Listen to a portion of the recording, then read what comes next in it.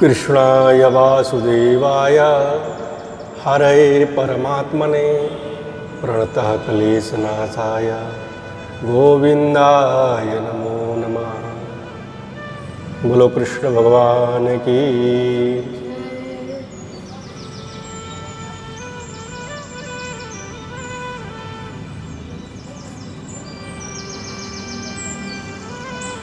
जो भगवान श्री कृष्ण को आराध्य देवता मानने वाले हैं,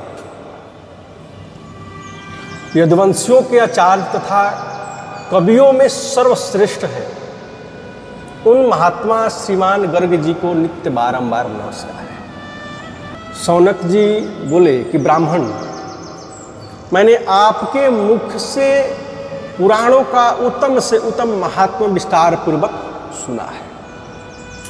सौनक जी बोलते हैं, वह सुतेंद्रिय के सुख की वृद्धि करने वाला अब गर्ग मुनि की संहिता को सार रूप महात्मा है और उसका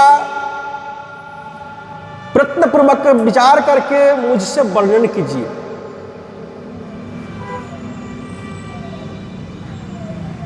जिसमें श्री राधा माधव की महिमा का विविध प्रकार से वर्णन किया गया है। वह गर्ग मुनि की भगवत लीला संबंधित संहिता धन्य है। सौनक जी बोलते हैं, ऐसा कहते हैं सौनक जी। सूर्य कहते हैं, अहो सौनक, इस महात्मा को मैंने नारद जी से सुना है और इसे सम्मोहन तंत्र में शिव जी ने पार्वती जी से वर्णन किया था। कैलाश पर्वत के निर्मल शिखर पर, जहां अलकनंदा के तट पर अक्षय वट विद्यमान है और उसकी छाया में शंकर जी नित्य विराजते हैं। एक समय की बात है कि संपूर्ण मंगलों की अधिष्ठात्री देवी गिरिजा ने प्रसन्न पूर्वक भगवान शंकर से अपनी मनभावनी बात पूछी, जिसे वहां उपस्थित सिद्धगण भी सुन रहे थे।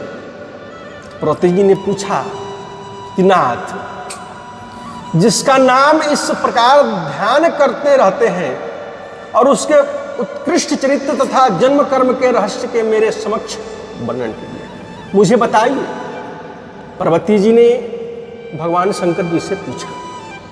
कष्टहारी शंकर, पूर्व काल में मैंने साक्षात आपके मुख से श्रीमान गोपाल देव के सहस्त्र नाम को सुना है।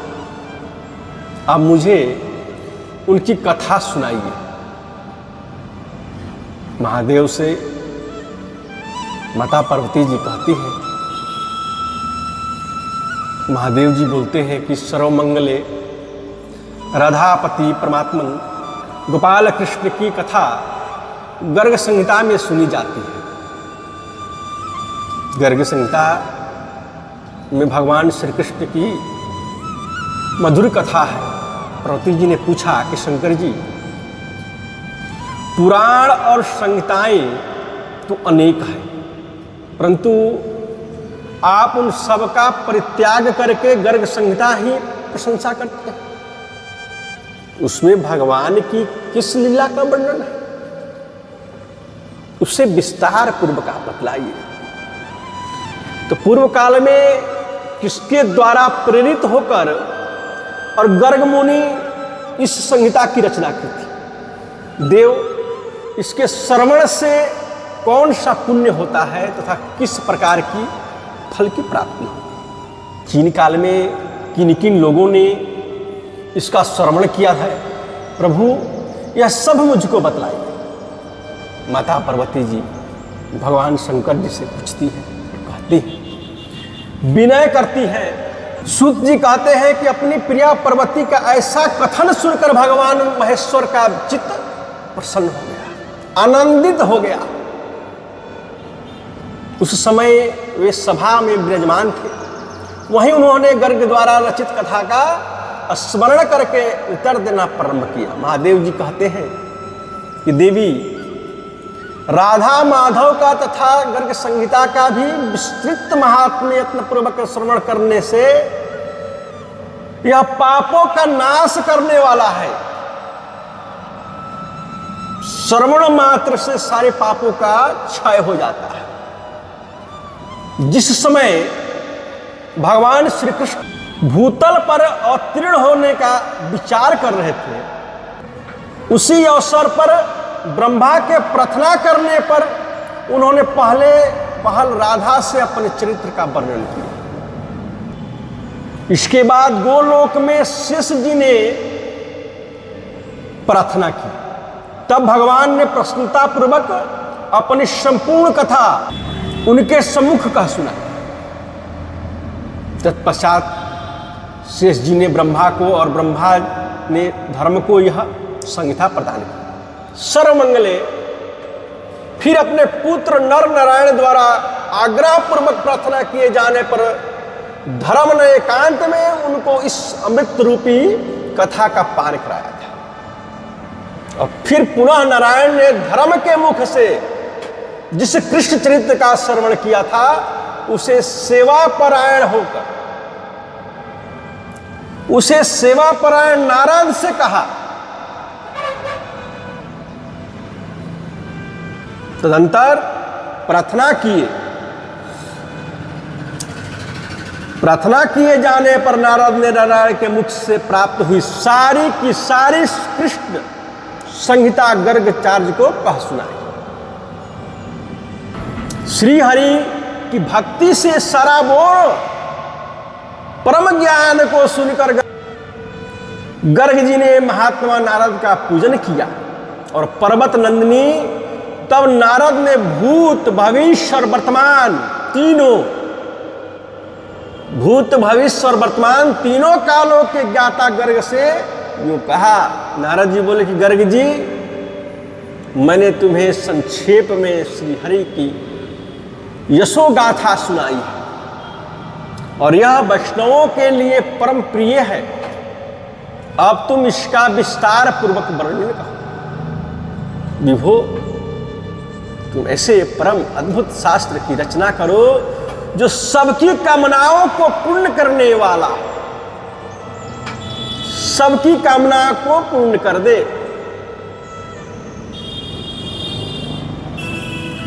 तो निरंतर श्री कृष्ण भक्ति की वृद्धि करने वाला तथा मुझे परम प्रिय लगे विपेंद्र, मेरी आज्ञा मानकर कृष्ण द्वैपायन व्यास ने श्रीमद् भागवत की रचना की, जो समस्त शास्त्रों में परम श्रेष्ठ है। ब्राह्मण, जिस प्रकार मैं भगवान की रक्षा करता हूं, उसी तरह तुम्हारे द्वारा रचित शास्त्र को राजा बहुलाश्व को सुनाऊंगा। महादेव जी ने कहा कि देवर्षि नारद का कथन सुनकर महामुनि गर्गाचार्य विनय से झुककर हंसते हुए यूं कहने लगे। गर्ग जी बोलते कि ब्राह्मण, आपकी कही हुई बात यद्यपि सब तरह से अत्यंत कठिन है, तो यह अस्पष्ट है। तथापि यदि आप कृपा करेंगे तो मैं उसका पालन अवश्य ही करूंगा। सर्वमंगले यो कहे जाने पर भगवान नारद हर्षातिरेक से अपनी वीणा बजाते और गाते हुए ब्रह्मलोक में चले गए। तदंतर गर्गाचल पर जाकर कविश्रेष्ठ गर्ग ने इस महान अद्भुत शास्त्र की रचना की और इसमें देवर्षि नारद और राजा बहुलाश्व के संवाद का निरूपण हुआ है। यह श्री कृष्ण के विभिन्न विभिन्न चरित्र से परिपूर्ण तथा सुधा सुसिद्ध सदृश स्वादिष्ट और 12,000 श्लोकों से सुशोभित है।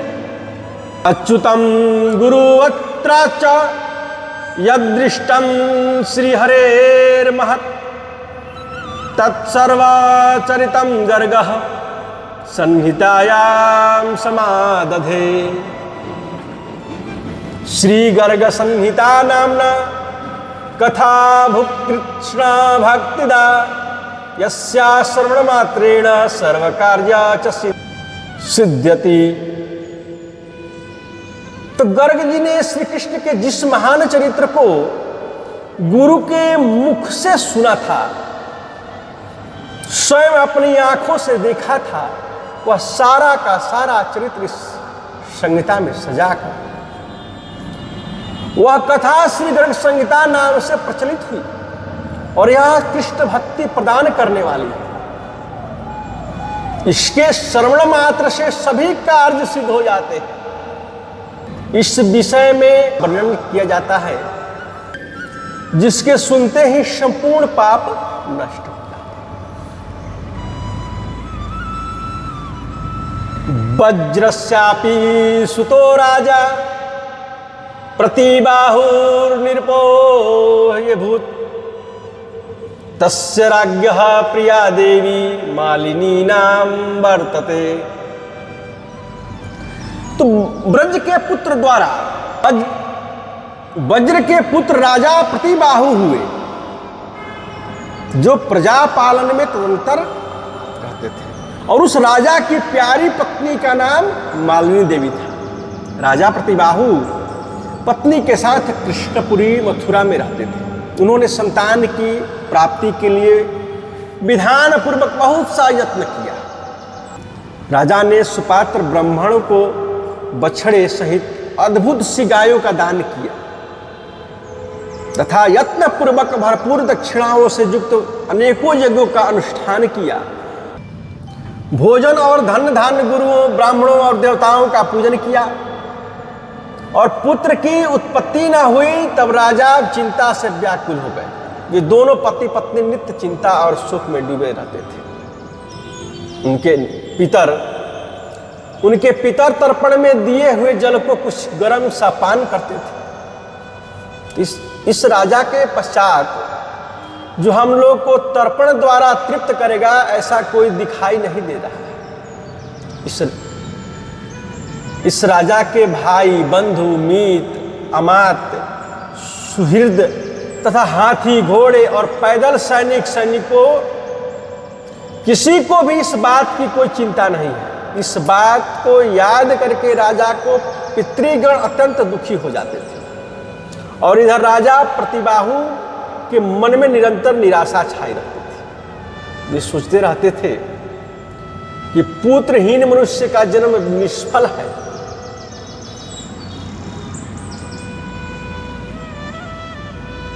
नैराश्यम भूपतेस्तस्य नित्यं मनसि वर्तते जनस्य सूतहीनस्य नास्ति वै जन्मना फलम् गृहं शून्यं ह्या पुत्रस्य दुःखितं च मनः सदा देवमानुषपितॄणां नार्निणस्त्वं सुतं विना।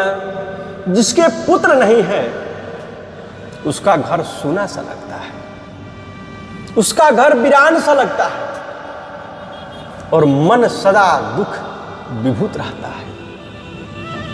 जिसके घर में पुत्र नहीं और पुत्र के बिना मनुष्य देवता मनुष्य और पितरों को ऋण से उऋण नहीं हो सकता है। इसलिए बुद्धिमान मनुष्य को चाहिए कि वह सभी प्रकार के उपायों का आश्रय लेकर पुत्र उत्पन्न करे और उसी की भूतल पर कृति होती है और परलोक में उसे शुभ गति प्राप्त हो जाती है।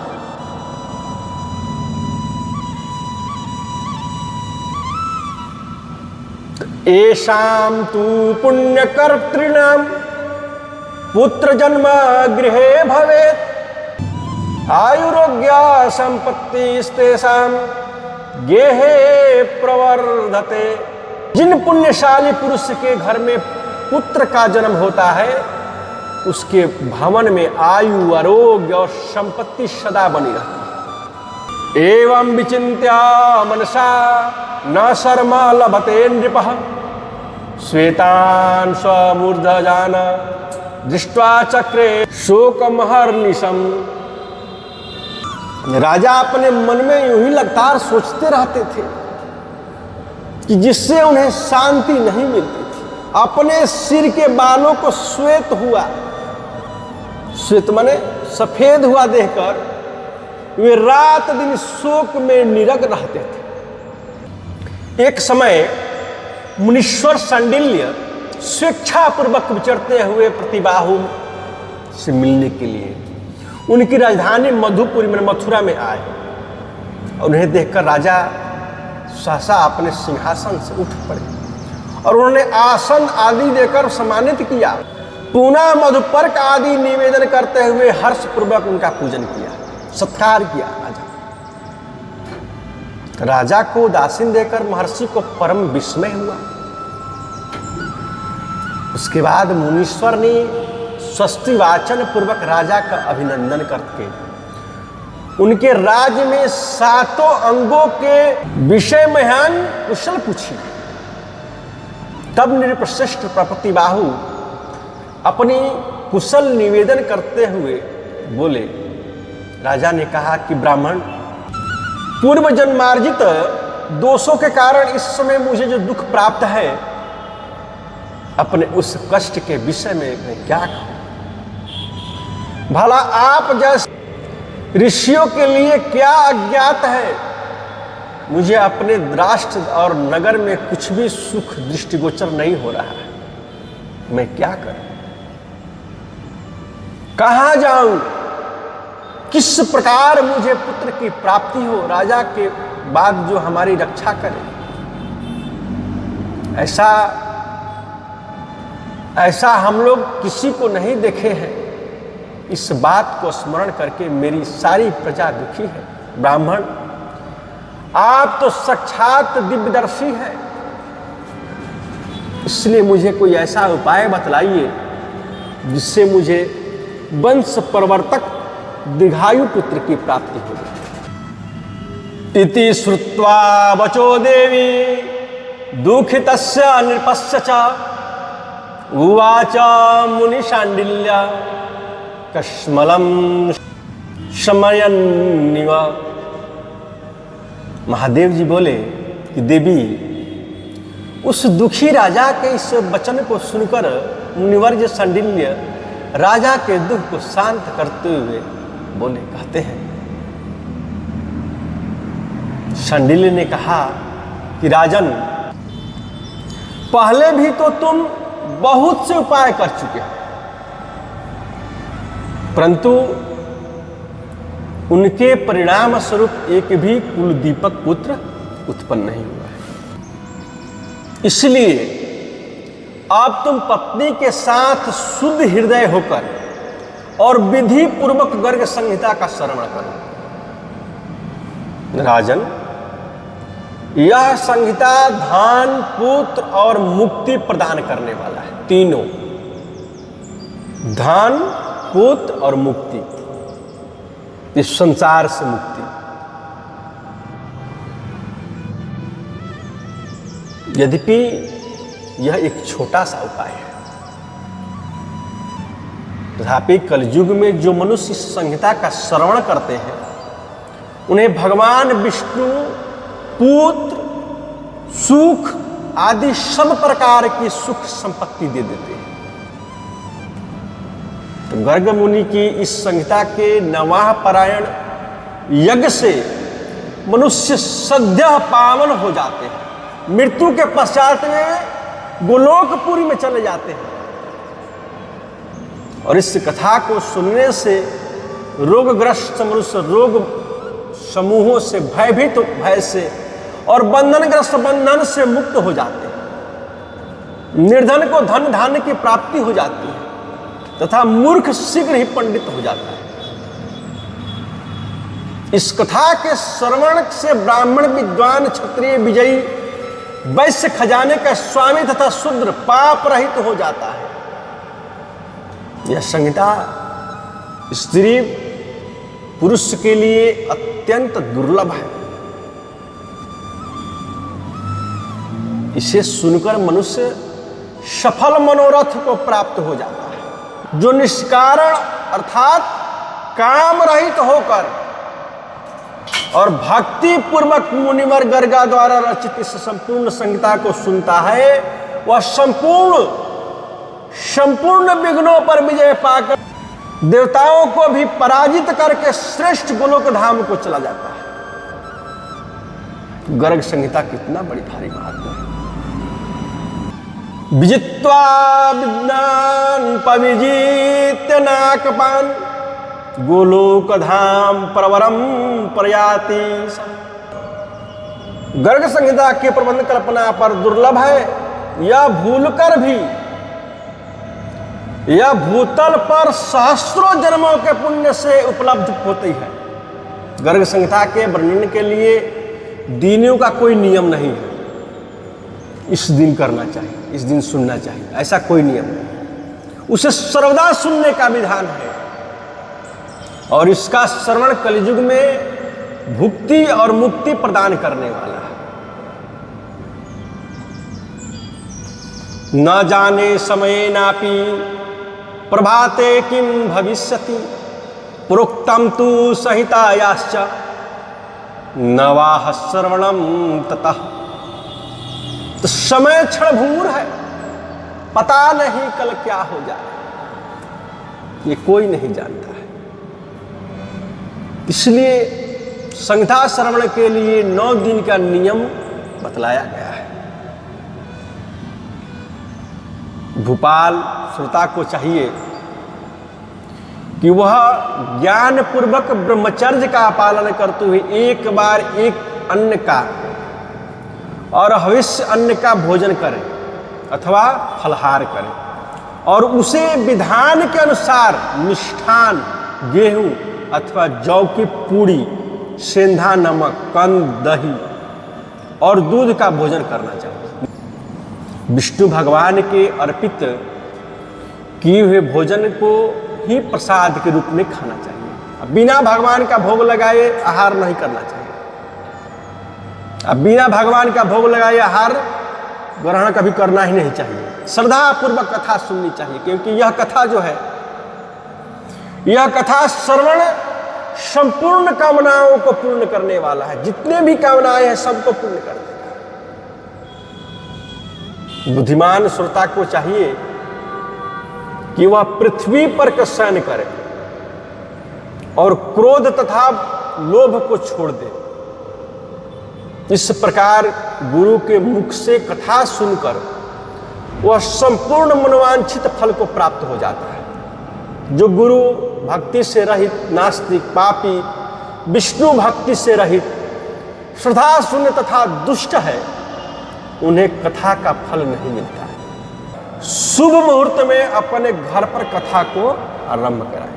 भक्ति पूर्वक केले के खंभे से मंडप का निर्माण करें और सबसे पहले पंचपलव सहित जल से भरा हुआ कलश स्थापित करें।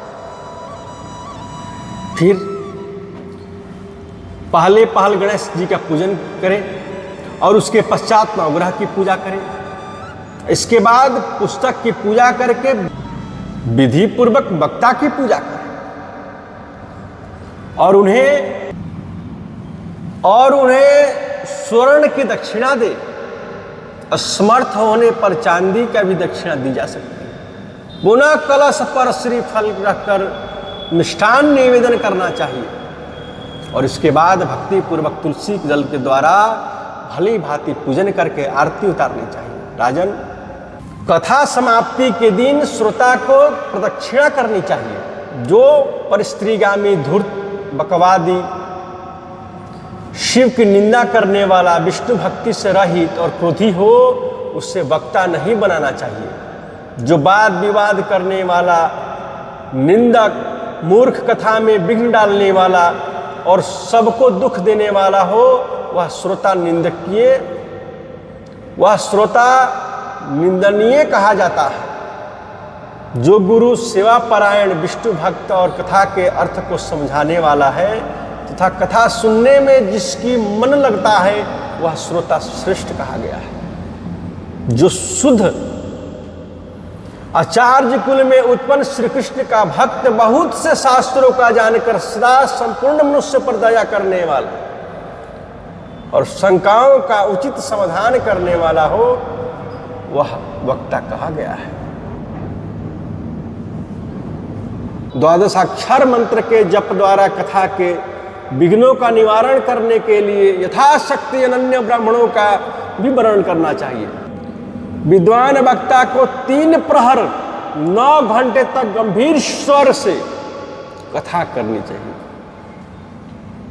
और कथा के बीच में 2 बार विश्राम अवश्य लेना चाहिए और उस समय लघु शंका आदि से निवृत्त होकर जल से हाथ और पैर धोकर पवित्र कर ले, साथ ही कुल्ला करके मुख शुद्ध भी कर लेनी चाहिए। राजन, 9वें दिन की पूजा विधि विज्ञान खंड में बतलाई गई है। उस दिन उत्तम बुद्धि संपन्न श्रोता पुष्प नवेद और चंदन से पुस्तक की पूजा करके पुनः सोना चांदी वाहन दक्षिणा वस्त्र आभूषण और गंध आदि से वक्ता का पूजन करें। तत्पश्चात यथाशक्ति 9 सहस्र या 900 या 99 अथवा 9 ब्राह्मणों को निमंत्रित करके खीर का भोजन कराना चाहिए। तो कथा विश्राम के समय विष्णु भक्ति संपन्न स्त्री पुरुष के साथ भगवान का कीर्तन करना चाहिए और उस समय झांझ शंख मृदंग आदि बजाने के साथ साथ बीच बीच में जय जयकार के शब्द भी बोलने चाहिए। जो श्रोता श्री गर्ग संहिता की पुस्तक को सोने के सिंहासन पर स्थापित करके उससे वक्ता को दान कर देता है वह मरने पर श्रीहरि को प्राप्त करता है। राजन, इस प्रकार मैंने तुम्हें गर्ग संहिता का महात्म्य बतला दिया। तो महादेव जी कहते हैं कि प्रिय, मुनीश्वर संडिल्य का यह कथन सुनकर राजा को बड़ा प्रसन्नता हुई। उसने विनयावत होकर प्रार्थना की कि मुने मैं आपके शरणागत हूं, आप शीघ्र ही मुझे श्रीहरि की कथा सुनाइए और पुत्रवान बनाइए। राजा की प्रार्थना सुनकर मुनीश्वर संडिल्य ने श्री यमुना जी के तट पर मंडप का निर्माण करके सुखदायक कथा पारायण का आयोजन किया और उसे सुनकर सभी मथुरावासी वहां आए। महान स्वर्गशाली यादवेंद्र श्री प्रतिबाहु के कथारंभ तथा कथा समाप्ति के दिन ब्राह्मणों को उत्तम भोजन कराया तथा बहुत सा धन दान दिया और इसके बाद राजा ने मुनीश्वर संडिल्य का भली भांति पूजन करके उन्हें रथ अश्व द्रव्य राशि गौ हाथी और आदि ढेर ढेर से रत्न दक्षिणा में दिए। सर्वमंगले, तब संडिल्य ने मेरे द्वारा कहे हुए श्रीमान गोपाल कृष्ण के सहस्र नाम का पाठ किया जो संपूर्ण दोषों को हर लेने वाला है। कथा समाप्त होने पर संडिल्य की प्रेरणा से राजेंद्र प्रतिबाहु ने भक्ति पूर्वक ब्रजेश्वर श्रीमान मनन मोहन का ध्यान किया। तब श्री कृष्ण अपनी प्रेसी राधा और पार्षदों के साथ वहां प्रकट होकर उन सांवरे सलोने के हाथ में बंसी और बेत शोभा पा रहे थे। उनकी छटा करोड़ों कामदेवों को मुंह